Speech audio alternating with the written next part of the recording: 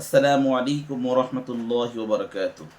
আলহামদুলিল্লাহ, আমরা সকলেই অবগত আছি বর্তমান মহররম মাস চলমান। এই মহররম মাসে অনেকগুলি ফিতনা ফাসাদ, গুনাহ, শিরকি বিদআতি কাজকর্ম নিয়ে এক শ্রেণীর মানুষ জেগে আছে এবং মহররম মাসের অনেক বর্জনীয় কাজ আছে। এই বর্জনীয় কাজ থেকে আমাদেরকে দূরে থাকতে হবে। আমি এই বর্জনীয় কাজগুলি একটি করে আমি আলোচনা করছি। বর্জনীয় প্রায় 10টি কাজ। এই 10টি কাজের মধ্যে 1 নম্বর কাজ হচ্ছে তাজিয়া বানানো। তাজিয়া বানানো অর্থাৎ হুসাইন রাদিয়াল্লাহু তাআলা আনহুর কবর বানানো। এই কবর বানিয়ে অনেকেই এই কবরে সিজদা করে, অনেকেই এই কবরে মাতাম পেশ করে, এই কবরে অনেকেই অনেক প্রকার গুনাহের কাজে লিপ্ত হয়ে পড়ে। অর্থাৎ হুসাইন রাদিয়াল্লাহু তাআলা আনহুর কবর বানিয়ে সেখানে অনেক প্রকার ফিতনা ফাসাদ, গান বাজনা, অনেক প্রকার ফিতনা ফাসাদ তারা শুরু করে। হুসাইন রাদিয়াল্লাহু তাআলা আনহুর এই কবর বানানো থেকে এবং তাজিয়া বানানো থেকে সকলকে দূরে থাকতে হবে। 2 নম্বরে মরসিয়া বা শোকগাথা বা পাঠ করা। মরসিয়া বা শোকগাথা পাঠ করা, এর জন্য মজলিস তৈরি করা, এতে অংশগ্রহণ করা সম্পূর্ণটাই নাজায়েজ। এখন এমন কিছু এই হুসাইন রাদিয়াল্লাহু তাআলা আনহুর নামে কিছু শের বানানো, কিছু শের বানিয়ে সেই শেরগুলি তাহারা গজলের নামে, শেরের নামে তারা পাঠ করে এবং তারা মাতাম পেশ করে, বিভিন্ন প্রকার তারা কার্যকলাপ পেশ করে। এগুলি সম্পূর্ণ নাজায়েজ, সম্পূর্ণ নাজায়েজ। এই জন্য মরসিয়া, শোকগাথা পাঠ করা, এগুলি থেকে দূরে থাকতে হবে। এবং তারা একটা মজলিস তৈরি করে, অনেক মানুষকে তারা দাওয়াত দেয় এবং দাওয়াত দিয়ে তারা মরসিয়া নামক এক প্রকার শের, এক প্রকার গায়ে গপ্প তারা নিজেরা বানিয়ে এইগুলি তারা পেশ করে মানুষ সমাজে। এর থেকে সকলকে দূরে থাকতে হবে। 3 নম্বরে হাই হোসেন, হাই হোসেন, হাই আলী, হাই আলী ইত্যাদি বলে বিলাপ করা ও মাতাম করা, ছুরি মেরে নিজের বুক, পিঠ থেকে রক্ত বাহির করা, এগুলি সম্পূর্ণ নাজায়েজ। অনেকই মানুষ আছে হাই হোসেন, হাই আলী এইগুলি বলে তারা এইগুলি বলে তারা বিলাপ করে, অর্থাৎ মাতাম করে, ছুরি মেরে এভাবে রক্তাক্ত করে, শরীরে মারে, ব্লেড দিয়ে ফাড়ে।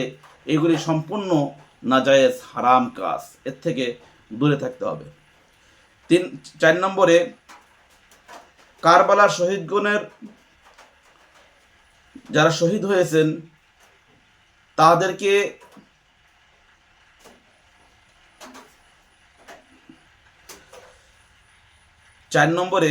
কারবালায় শহীদগণ পিপাসার্ত অবস্থায় শাহাদত বরণ করিয়াছেন, তাই তাদের পিপাসার্ত অবস্থার জন্য কোনো বিশেষ উদ্দেশ্যে এই দিনে শরবত বানানো। অর্থাৎ কারবালায় যে যারা শাহাদত বরণ করিয়াছে, এই পিপাসার্ত অবস্থায় যে তারা শাহাদত বরণ করিয়াছে, হুসাইন রাদিয়াল্লাহু তাআলা আনহু কারবালা ময়দানে পিপাসার্ত অবস্থায় ছিলেন এবং অন্য যারা 72 জন ছিল, 71 জন ছিল, সকলেই পিপাসার্ত অবস্থায় ছিল, পানি পান নাই।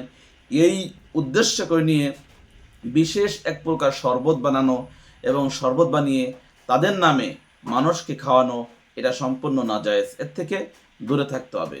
5 নম্বরে হযরত হুসাইন রাদিয়াল্লাহু তাআলা আনহু ও তার পরিবারের উদ্দেশ্যে ইসালে সওয়াবের জন্য বিশেষ করে এদিনে খিচুড়ি পাকানো ও তার আত্মীয় স্বজনকে, গরিবদেরকে খাওয়ানো। অর্থাৎ হুসাইন রাদিয়াল্লাহু তাআলা আনহু এবং তার পরিবারের পরিজন ইসালে সওয়াবের উদ্দেশ্যে তারা মারা গেছেন, তারা শাহাদত বরণ করিয়াছেন, তাদের শাহাদাতের উদ্দেশ্যে, তাদের কারবালার যে মর্মান্তিক ঘটনা, এই ঘটনার উদ্দেশ্য করে নিয়ে তাহারা এরকম কালেকশন করে, চাউল উঠিয়ে এক প্রকার খিচুড়ি পাকিয়ে তাহারা তাদের রোহের মাগফিরাতের জন্য তাহারা এটা বিভিন্ন লোকজনকে খাওয়ায়।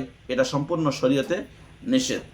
আর 6 নম্বরে হযরত হুসাইন রাদিয়াল্লাহু তাআলা আনহুর নামে ছোট বাচ্চাদেরকে ভিক্ষুক বানিয়ে ভিক্ষা করানো। অর্থাৎ হুসাইন রাদিয়াল্লাহু তাআলা আনহু এর নামে ছোট বাচ্চাদেরকে ভিক্ষুক বানিয়ে বিভিন্ন দোকানপাটে বিভিন্ন জায়গা গিয়ে পাঠানো হয়।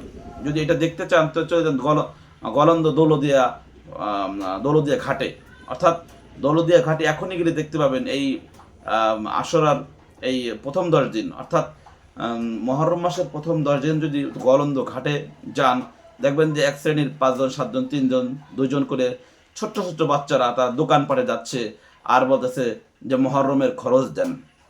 যে মহরমের খরচ কি বলে, মহরমের খরচ দেন, আমরা চাউল কিনবো, ডাউল কিনবো, আমরা এই করব সেই করব, এগুলো কিনে আমরা সিন্নি নাদবো। তারা এভাবে ভিক্ষা করে। এই ভিক্ষা থেকে দূরে থাকা এরা সম্পূর্ণ শরীয়তে নিষেধ।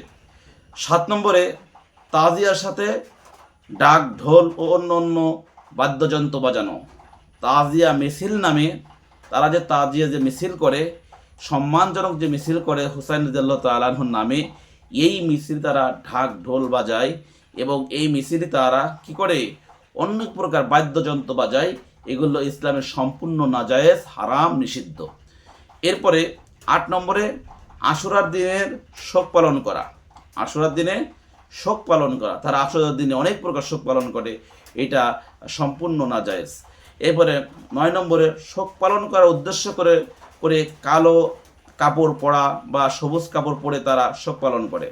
অনেক প্রকার যাদের শোক পালন করার উদ্দেশ্য করে নিয়ে বা বিশেষ করে সবুজ এবং কালো পোশাক পরা, দেখবেন যে এই 10 দিনে এক শ্রেণী মানুষ তার কালো পোশাক পরে, অথবা সবুজ পোশাক পরে, বেশিরভাগই কালো পোশাক পরে।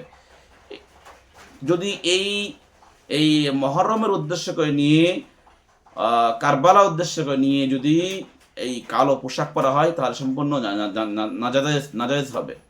এই জন্য মহরমের উদ্দেশ্য করে নিয়ে কালো পোশাক পরাটা এটা ঠিক হবে না। আর 10 নম্বরে এদিনের গুরুত্ব বোঝানোর জন্য মিথ্যা ও জাল হাদিস বর্ণনা করা। এদিনের গুরুত্ব বোঝানোর জন্য মিথ্যা ও অনেক জাল হাদিস তারা বর্ণনা করে। বাস্তবিকই 10 মুহররম অনেক বড় বড় ঘটনা ঘটছে, এটা আমরা বিশ্বাস করি এবং আমরা সে ঘটনার প্রতি বিশ্বাস স্থাপন করি। 10 মুহররমের ঘটনা খুবই স্মরণীয়। 10 মুহররম অনেক প্রকার ঘটনা ঘটছে। 10 মুহররম আল্লাহ রাব্বুল আলামিন এই পৃথিবী সৃষ্টি করছেন। 10 মুহররম আল্লাহ রাব্বুল আলামিন আদম আলাইহিস সালামকে জান দিয়েছেন এবং হাওয়া আলাইহিস সালামকে মিলিত করিয়েছেন। 10 মুহররম আল্লাহ রাব্বুল আলামিন আদম আলাইহিস সালামকে দুনিয়াতে প্রেরণ করিয়েছেন। 10 মুহররম আল্লাহ রাব্বুল আলামিন ফিরাউনের কবল থেকে মুসা আলাইহিস সালামকে বাঁচিয়েছেন। এরপর 10 মুহররম নমরুদের আগুনের তক্তা থেকে ইব্রাহিম আলাইহিস সালামকে হেফাজত করিয়েছেন। এভাবে এরকম অনেক অসংখ্য ঘটনা 10 মুহররম আছে, এগুলির প্রতি আমরা ঈমান আনি এবং এগুলি আমরা বিশ্বাস স্থাপন করি। তাছাড়া মিথ্যা জাল যে হাদিসগুলি দ্বারা পালন করে এক শ্রেণীর মানুষ শরীয়তের নামে এইগুলিকে বর্জন করা। আল্লাহ রাব্বুল আলামিন সকলকে তৌফিক দান করুন, আমিন।